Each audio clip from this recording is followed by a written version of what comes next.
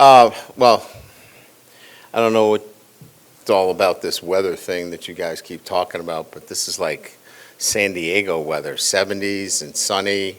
Is it always like this, 365 days a year?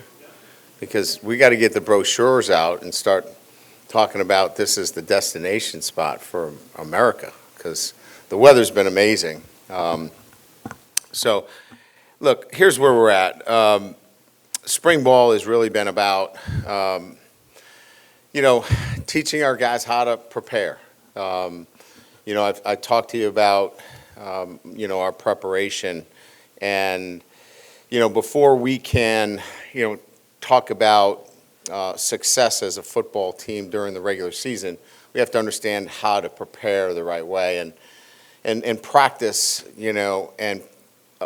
practicing efficiently is really what our focus is. And, the first couple of days you're in helmets. And so how do you practice the right way and compete against each other and tag off? And then you put the shoulder pads on and you want to, maybe thud up the back and be able to do that the right way. And then you tackle. And so each one of those stages is about how you practice the right way, and you then lead into, a competitive situation like we had today. And each one of them has been a learning experience for a football team. They had to learn how to practice with tempo and speed the first couple of days in helmets.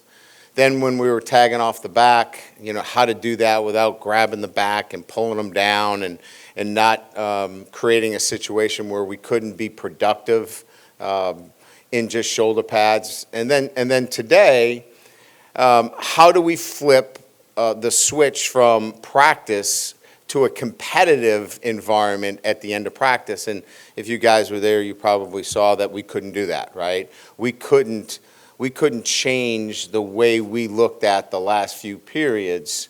It was just a practice during those last 3-4 periods. It wasn't a competitive, spirited scrimmage, and that's a process for our guys. So the long and short of it is, I'm so excited because I'm teaching our guys how to prepare, and I really can't worry much about, who's the number one corner, who's the second quarterback, who's the number 2 left tackle, because all the work here is in our preparation and how we're practicing and preparing the right way. So when we get into the season, I'll know that if we're preparing the right way, all that other stuff will take care of itself. So that, by and large, is where we're at right now.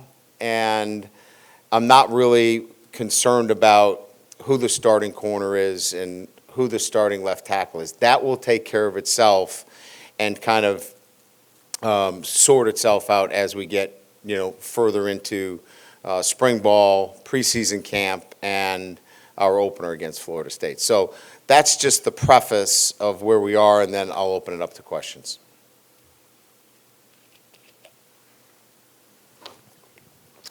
Hey, Coach. Glenn West with LSU Country right here. I guess just kind of talk about where you guys, installation-wise, just through 2 weeks, how the players have been picking things up and that nature of it.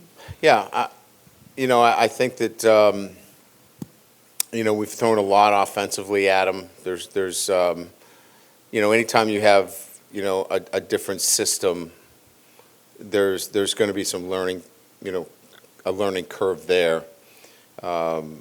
Again, I think what I'm most interested in is retention from one day to the next. They're going to make mistakes. But I think what we're evaluating is who are the guys that are able to retain the information. And then what kind of learners are they? Are these guys that are, do they learn by watching film?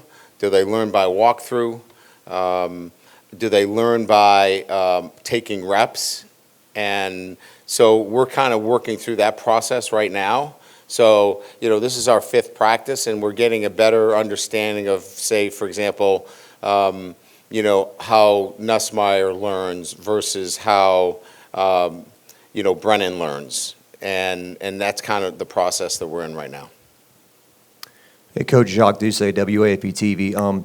Just curious, what's your view in terms of media coverage right now during this time of year? Do you believe we can see more because it's not so tactical or giving away to other opponents, and then in the fall you cut back? Just curious. We haven't watched the full practice in a long time. Yeah, I wanted to allow access so you could get a better sense of, who we are and what we're about, because you have no idea, right? I mean, and I thought it was important to give you a glimpse at that. And I think we've laid that out pretty carefully throughout, this spring. So you'll walk away and get a better sense of, okay, we got a pretty good sense of, how he's going to prepare his football team and his players, right? As we get into the season, yeah, it becomes a little bit more, tactical, and there'll be some access, but it won't be as universal as it is right now. Yep. Hey, Coach, Koki Riley from the Daily Advertiser. I was curious, through 5 practices, is there anything about your team that sort of surprised you so far from a more of a big picture standpoint?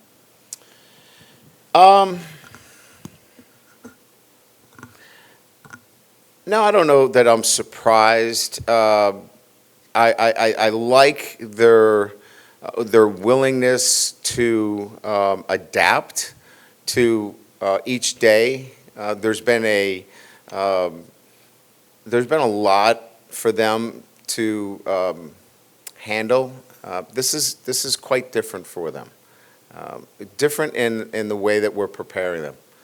So I think they've done a really good job with routines, because we've changed their routine. And routines are about, I got to do this at 12, I got to be here at 3. But they have habits that have been instilled in them as well. And we're trying to reshape habits, and that takes longer. And I think what I'm most pleased with is that they're willing to do away with old habits, and at the same time stick to some of these routines that we've built in. So I don't know that surprised as much as pleased with their willingness to do what's necessary in my opinion, to be a championship team. Coach Chesa Boucher with NBC 33 here in Baton Rouge.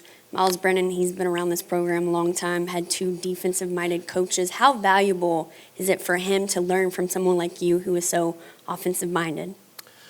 Well, I think that was part of the reason that he shared with me that he decided to come back. I think that, he wanted to be in a system where the head coach was involved with the quarterbacks. Part of the system is certainly quarterback friendly. The head coach is involved in it. I think that had a lot to do with it.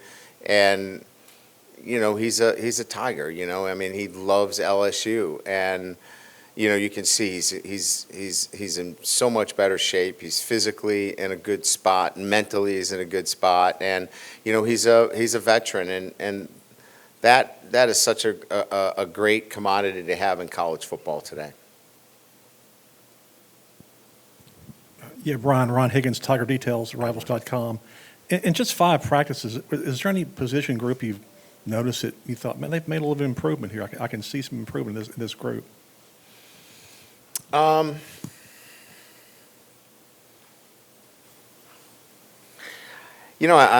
like the versatility of the safety group. There's a little bit more versatility that maybe I didn't see early on. You see, Brooks and Fouché and Sage and Tolles and, Davis is flipping around. I mean, there's a little bit more depth and flexibility at that position than maybe I first thought. And that to me, again, we use words, like surprise, but I'm more pleased with that result than maybe I was coming in. Hey, Coach. Bree Andrus, LSU Tiger TV. What have you seen from the guys that have transferred that are from Louisiana, Joe Fouché, Kyron Lacey, that have transferred to LSU? How have you seen them grow since they've been here, and what do you think they bring to the team? Well, from the very beginning, they have embraced, the standards that we have set. They have been leaders. They certainly are excited about their opportunity here. So you could tell that, from the very, very beginning. And so because of that, they've been embraced immediately. A number of them have been, very visible in terms of what they've done from a football standpoint too, not just in the off-season workouts. So by and large, I think it's been a real healthy addition to our program thus far. Hey, Coach Shea with 24/7.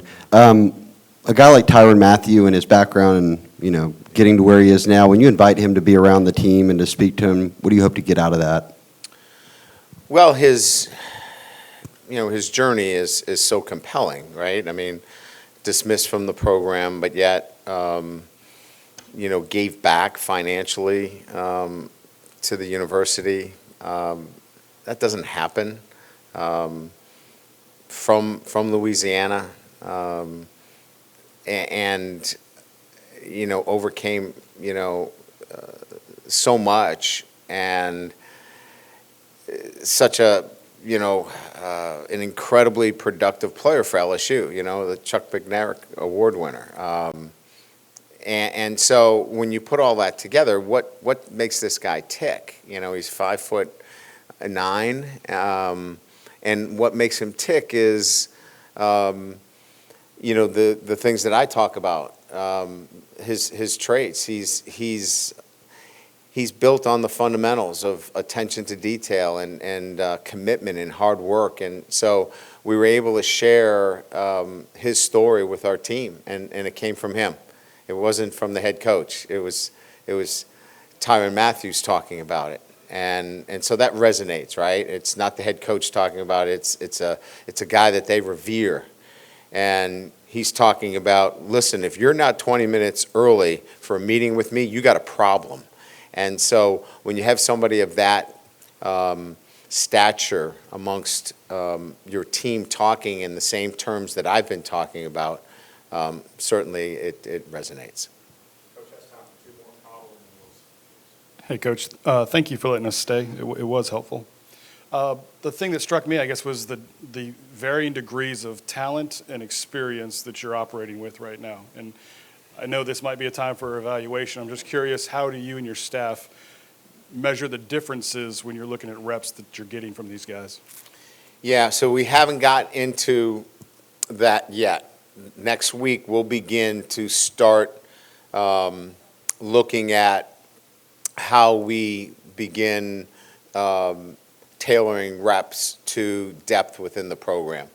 I told our coaches for the first 5 practices, we're just getting everybody work.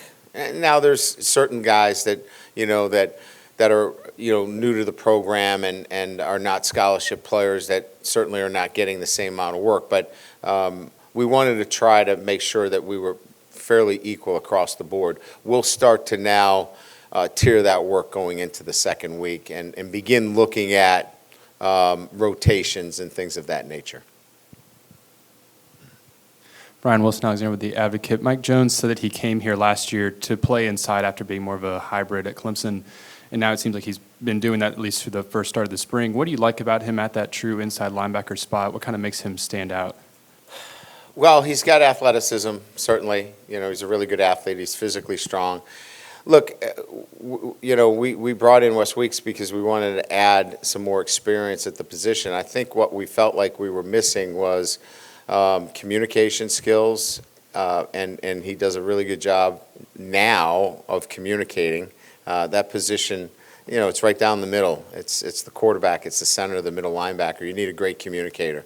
And he's taken that, and he's run with it. So You need a communicator in the middle of your defense. He's doing that. He has the skill set and he has experience. And so it's been, so far, it's been a good transition for us with him in the middle.